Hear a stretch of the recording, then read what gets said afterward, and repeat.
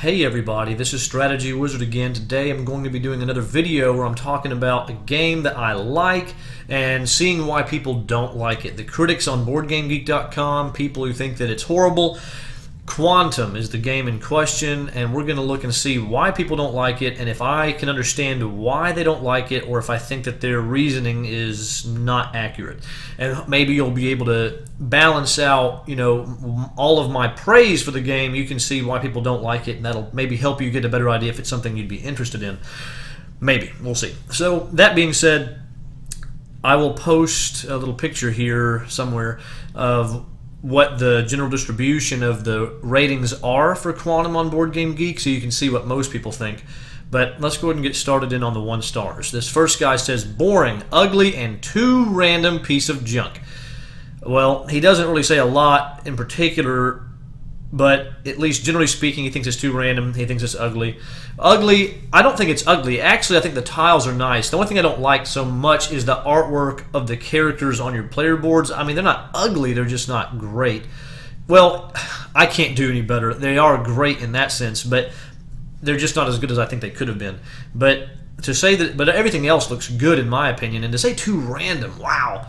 Too random. I mean, it's dice-driven, yes, but the reason why I don't think it's too random is because even whenever you have maybe ships that you don't want, you always have options. Because, again, you have to remember, each ship has its own abilities and own powers. If you're on the lower end, you're more powerful. If you're on the higher end of the dice, the 6s, they move the fastest. So if you're either going to have things that move far that help you go claim your cubes or help you get to go fight someone, or you have powerful ships that don't move fast, but they're very dangerous. And the thing is, let's say you have a 1 and a 2 and you go, oh, it's horrible. Well, the 2 can pick up the 1 and drop it a pretty good ways away, so you can help move it quickly. If you have a 3, which is also a low number, it can swap places with something. So you can swap places with a 1 and throw it out there to go kill something. So even if you have a bunch of low numbers, which may seem bad, you can use those low numbers together. They work well together synergistically to become a lethal force. And then if you have a bunch of high numbers, that's good in its own way just because you can move a lot. 5s can move diagonally, so they move like crazy. 6s you get to re-roll for free, so you can reconfigure yourself and you might move 6, reconfigure for free, and become a 1 or something and then kill somebody. I mean, everything is good, and no matter what you have, you can use some good strategy to make the most of it. So it's not nearly as random as this guy says, in my opinion. Yeah, I don't think it's nearly like what he thinks. So, hey, this other guy says, hi boys, got my copy of Quantum today. Well, this is back in May of 2015, a long time ago. He says, was too late for the Kickstarter, but got it now from my favorite game shop. Unfortunately, the dice have a really bad quality. It seems there is a cohesive or oil film that makes the dice unusable. I think it will damage the components inside if I don't separate the dice from the other components. Okay, first of all, I know that this was a problem. There were some dice that were messed up and everything, and mine had the tiniest residue of something that seemed a little something oily maybe, I don't know, and that's probably what he's talking about. Again, that's something that, yeah, there was a problem. Supposedly now it's been fixed in newer editions, so that's neither here nor there at this point. Now, I researched and found out that there seems to be a problem with the dice from production. I need a replacement, and of course I can send the dice back, blah, blah, blah, blah. May 31st, still no reply from FunForge. After my second reminder at their website, poor quality, poor customer service. Set up game rating at 1 related to their poor customer service. So this guy he doesn't necessarily dislike the game. He just doesn't like the fact that he wasn't able to get good service at the time. And maybe because they were working it out. Who knows? Supposedly they fixed it, so... And it seems like I remember seeing a video from Rodney on Watch It Played, and I think he talked about that maybe. I could be remembering this wrong, but it seems like he made a comment that someone was saying that they were replacing the dice that were no good. So I think that that's something that has been fixed customer service wise and in the future. So his 1 star isn't so much applicable, but worth noting at the time. So that's all the 1s. So that's a good sign. At least all the ones that have a comment. Okay, let's see what we have in the 2s. He says, really, really not my type of game. I could not wait for it to finish. Well, there you go. Okay, I don't know why you didn't like it, but you don't like it. 1 word, boring. The mechanics are bad. No, I'm sorry. He says the mechanics aren't bad. I couldn't believe it since he gave it a 2. He said they're just not any fun. Well, in my opinion, mechanics that aren't fun are bad for a game, because the point of a game is to be fun. So if the mechanics are not fun, they're bad, I would say. Maybe there's some fine line there that I'm not thinking of, but that's what he thinks. Okay, this guy says, "Hey, Nick, want to play? What is it? A game with dice and starships. Definitely." And so it began. There are starships. That's true. There are dice. That's also true. But they forgot to tell me the dice are the starships, which several degrees of simplification later means Quantum is nothing more than an absurdly complex abstract game with a pasted-on science fiction theme, one among 100 that would fit. As an abstract, it works, but as an abstract, it also relies on endless overthinking, developing a lasting strategy to stick to, and exploiting every single rule. All of this at the cost of having fun and making illogical but daring moves, not only dangerous but also counterproductive. You can't just try and see what happens. As soon as you do, you abdicate any chance and rights at winning. And there's no reason to play such an annoying game that forbids taking risks and all the fun resulting from it. I just kind of disagree with this guy pretty much entirely. He says, oh gosh, it's nothing more than an absurdly complex abstract game with a pasted-on science fiction theme. Okay,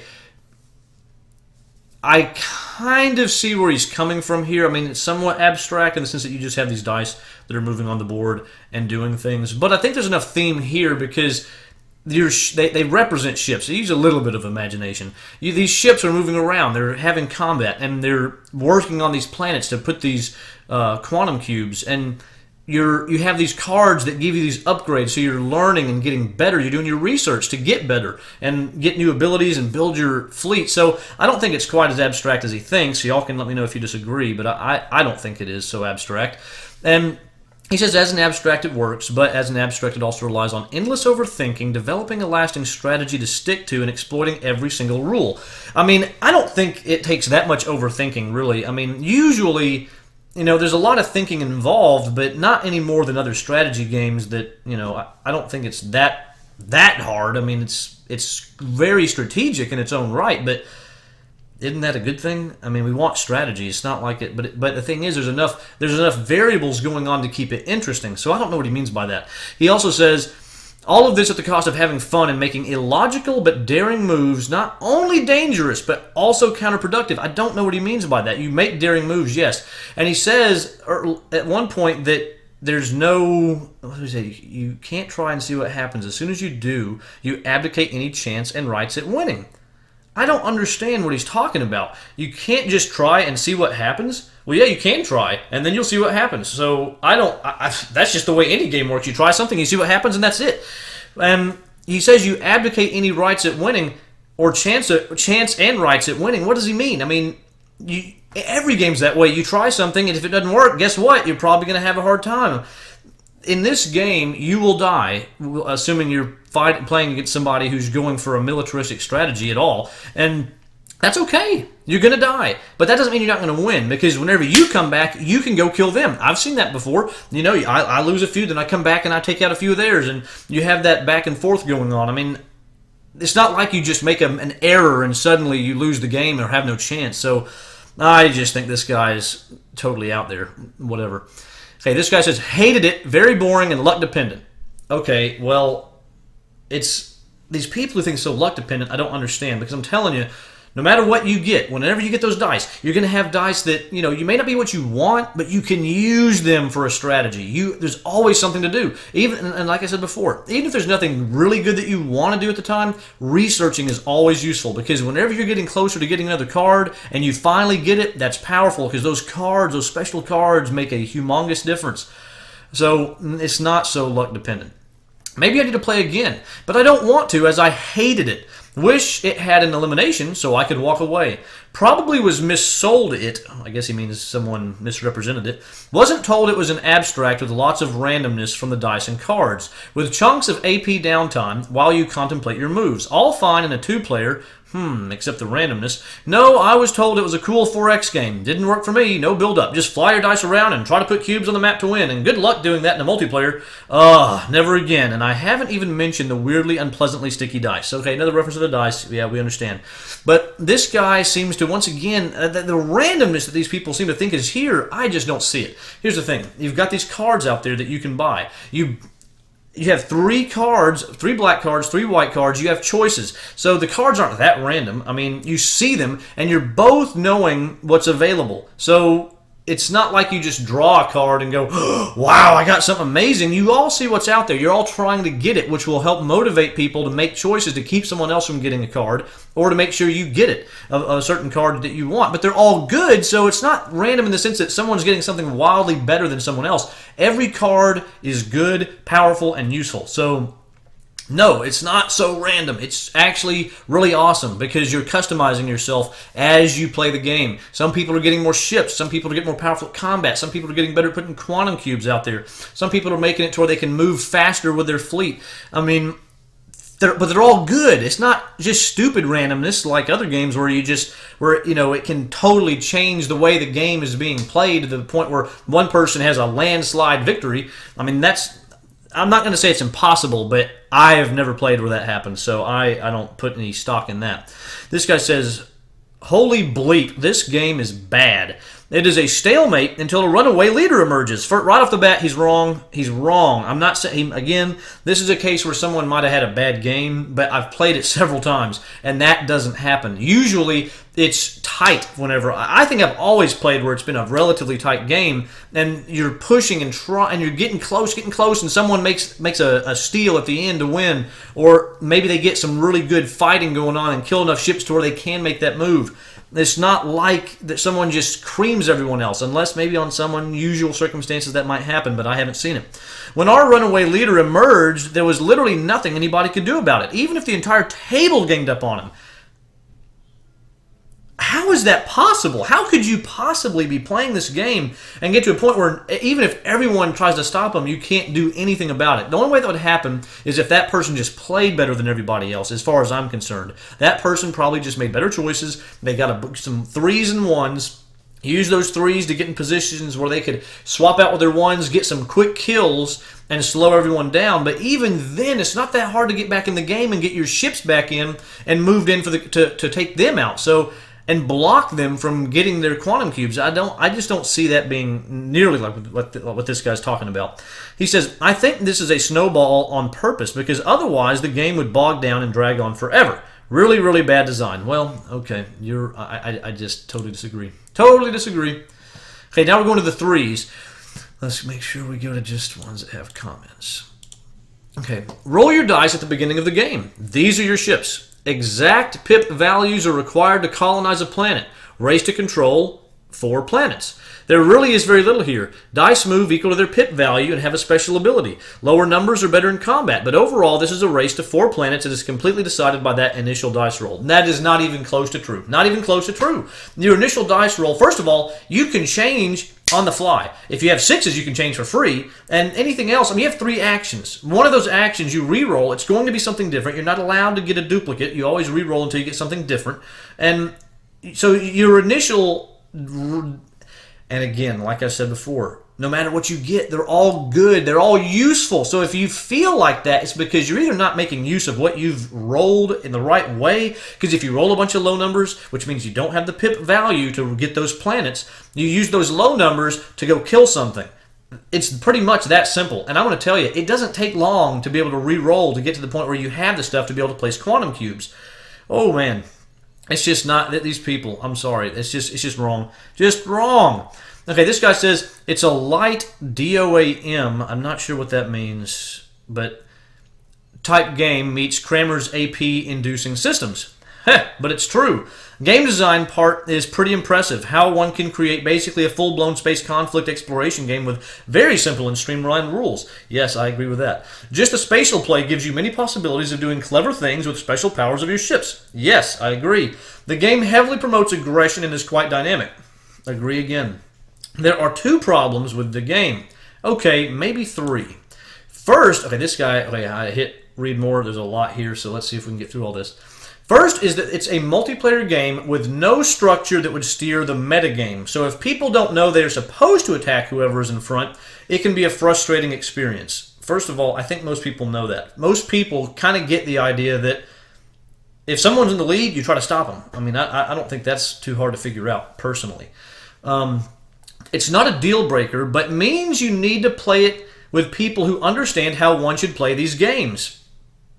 That's any game. Any game with any strategy is that way. Whenever you play with people who don't know the strategy and you don't try to explain it to them, it's not going to work out well. That's like playing chess and not telling them that you need to go kill the king. I mean, they have to understand what you're doing, what the goal is. And I understand he's not saying exactly, that's not an exact analogy, but the point is, you have to know what the dangers are. If the other person is coming to kill your king in chess, you need to understand, how that works. But if you don't tell someone what to look out for, yeah, they're going to get crushed. Just like in this game, if you don't tell them, hey, and if they're not familiar with this type of game, yeah, they're going to get crushed. That's why you give people a heads up and you explain to them, hey, whenever you play this game, if you see people getting close to their quantum cube count, you need to be watching out and trying to kill them or block them or something because they're close to winning. Personally, I think that's pretty obvious. Everyone should know that, but I guess there's some people who maybe don't know that, in which case tell them. If you know they're not the kind of players who know that, tell them. Okay. He says it's not a deal breaker, but means, I think I said that. But there's another problem with this dynamic. It can make the game last a long time and a bit overstay its welcome. I have had this game, and my brother can attest to it, last so quickly. It was almost surprising how fast it was over. On the other hand, I've played games that did last a long time because there was a lot of combat. To me, that's a good thing, though, because it makes it to where each game is different. It's not like every game is 30 minutes, every game is going to go the same way. No, every game is different. You're constantly you're dealing with new challenges. That's a positive, in my opinion, so I don't agree with that. Second, one having good old action points producing good old analysis paralysis. What's wrong with having action points and being able to make choices? I mean, yeah, analysis paralysis can be annoying if some people take too much time, but at the same time, you want to have actions that you can spend and do good things with. And in this game, what you can do, you only have a few actions you can take. Usually, you're going to have the options of, am I going to research, or do I have a better move I can take on the board? Do I need to bring people in? My ships have been destroyed. I need to want to bring some of them in. I mean, you don't have these wildly many options. So analysis paralysis, I don't think should be a big deal here, except for to the extent that you're trying to analyze the board and figuring out, can I possibly move my units in such a way that I can go kill this or whatever. But again, I don't think it's so hard to figure that out that it should be a big deal unless you're just playing with people who are AP prone, but that would apply to any kind of game like this. So I don't see how that's a problem. That's just the nature of these kind of games. You have choices to make. It might be hard.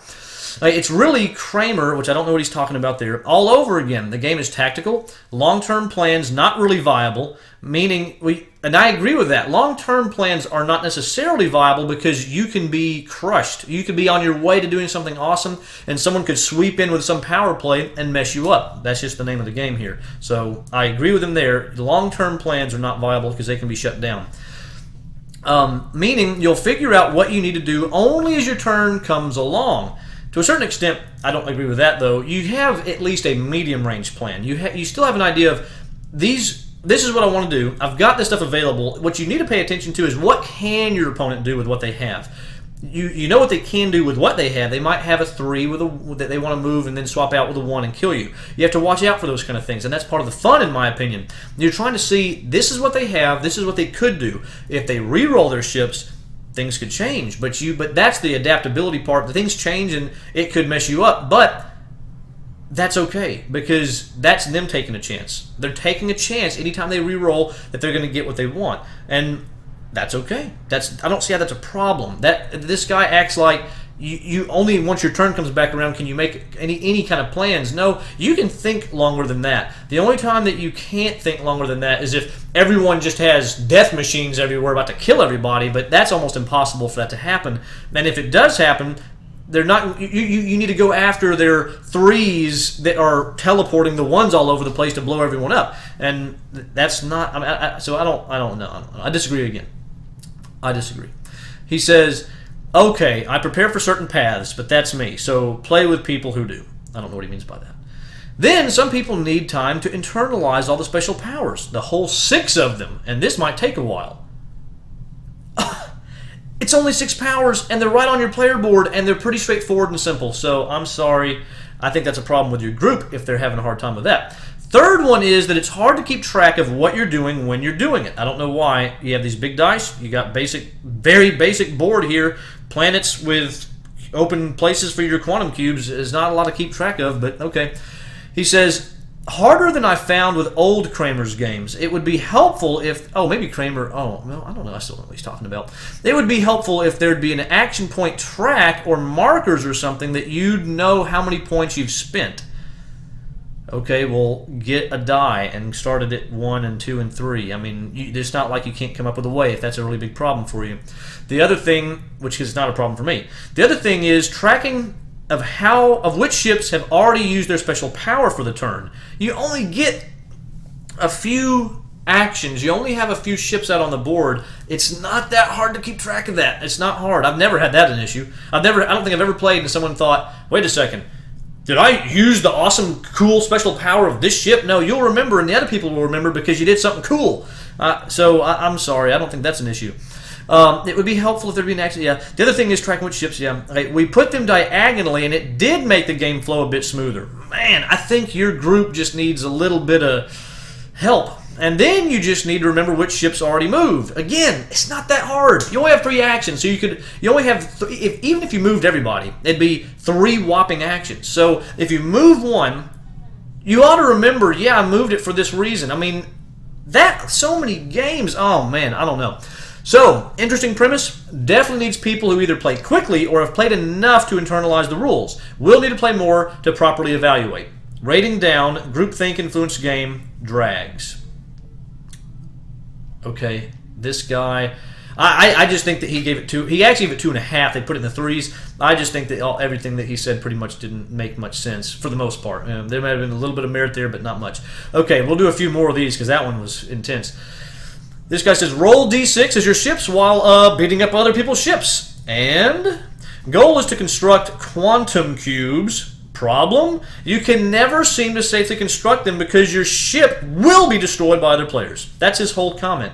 Okay, well, I find it very easy to get quantum cubes. And like I said, I've had games that go by very quickly. Some of them take a while. But that's the whole point. They're trying to stop you. You're trying to stop them. I mean, if it was just easy and you just go out there and make them, that wouldn't even be fun. Of course there's a challenge.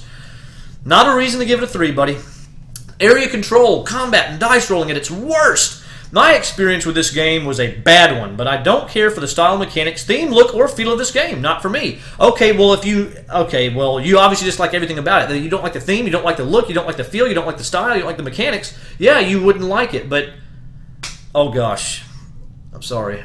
I don't have anything to say to him. Simple to learn. Complexity comes from player interaction. Good design. But dice rolling for combat makes me angry to no end. As dice are such an integral part of Quantum, it was inevitable that contested die rolls be how combat would be resolved.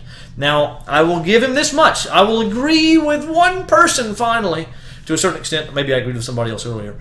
The dice combat in general I don't like. There's no doubt about it. But the reason why this one doesn't bother me is 2 things. One, combat is promoted in this game. It's because the attacker cannot lose his ship. But because each ship has its own attack value, you can at least, you know the odds. You know the odds going into it. And you can customize yourself to a certain extent as you play if the right cards come up that give you attack advantages. Point being, in this game, it's not like you just walk up with your army like in Risk and fight that army. You just roll dice, and if the defender keeps getting 6s, guess what? The attacker just dies. That's frustrating dice combat. And here, you're just rolling 1 apiece, and you know what your starting combat value is, which means it's not, you know if you have an advantage or not, and you're taking a chance. You don't have to fight anyone in this game. You don't have to. You could never fight anyone if you didn't want to. You can just focus on trying to build your quantum cubes and blocking everyone else with somewhat defensive units.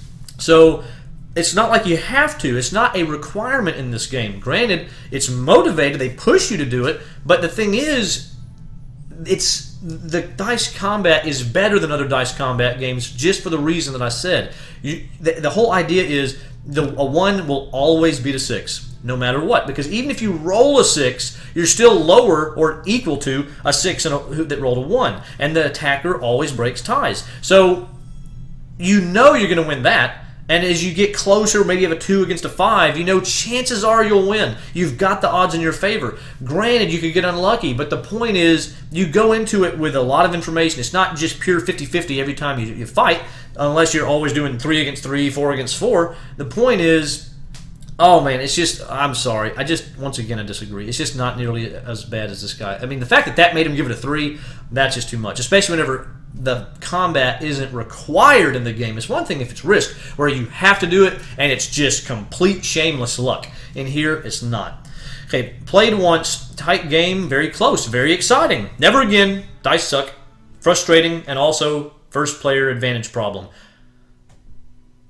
First player advantage problem. In a sense, maybe, because they get to go first, they get to start moving out before everyone else, but I would go as far as to say that that's still not that big of a deal, because as they're moving out first, that's especially that they're going to be moving out, and the second person theoretically will have the chance to get the first attack in not necessarily, but it could happen. And again, I don't think it makes that much of a difference. I've never, out of all my times playing it, I've never noticed that the first player has any particular advantage, so I don't think that's a big deal. It might be to some people. I could understand why some people might have a problem with it, but I find it interesting that he says tight game, very close, very exciting, but never again. I'm sorry, I don't understand.